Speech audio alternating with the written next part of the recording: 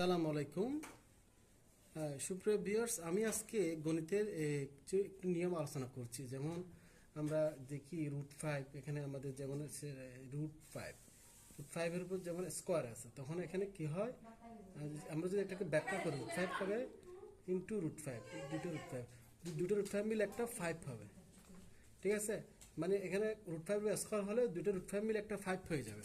আবার যদি আমরা দেখি এখানে √5 যদি আমরা এখানে যদি কিপ হয়, উপরে কিপ হয়, তখন এখানে √5 আমরা যদি এটা ব্যাখ্যা করি √5 বা √5, তিনটা √5 মিলে হবে, দুটা √5 মিলে একটা 5। এই দুটোর √5 মিলে একটা 5 হবে, একটা √5টা থেকে যাবে না, তার মানে 5 √5। আমরা যদি আবার দেখি যেমন √2 স্কোয়ার করলে √2 এখানে এখানে √2 একটা হবে, এখানে √2 একটা হবে। তো এটা মিলে দুটোটা মিলে গুণ করলে দুইটা √2 গুণ করলে একটা 2 হবে। আবার যদি আমরা দেখি √2 এটার উপর কিপ দিলাম, তোমার √2 এখানে একটা, √2 এদিকে একটা, ঠিক সেম √5 যেমন দুটো মিলে একটা 5 হয়েছে, তুমি দুটো √2 মিলে একটা 2 হবে, তার মানে এটা হবে 2√2। এভাবে আমাদেরকে মনে রাখতে, মানে দুটো √5 গুণ করলে একটা 5 হবে, দুটো √2 গুণ করলে একটা 2 হবে।